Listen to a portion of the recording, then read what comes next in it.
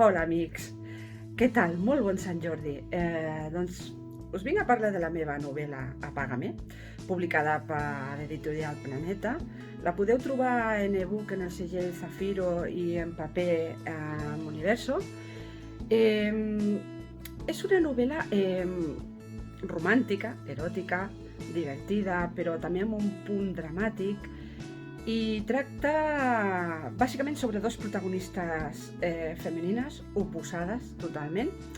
Una és Susan Daniels, una noia que té una vida força avorrida, fins que troba aquesta novel·la que es diu precisament Apágame, escrita per una dona de 2 segles enrere, que es diu Scarlett.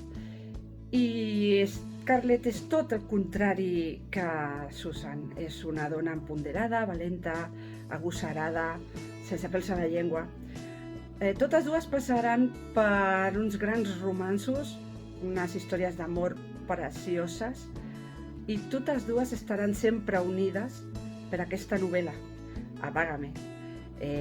Susan la llegeix, Scarlett l'escriu, i entretant, entre aquests dos mons i aquests 2 segles de diferència, hi ha aquest nexe d'unió que és el llibre, per 2 mons diferents, per 2 moments diferents, per 2 vides diferents, que es venen a unir en ell.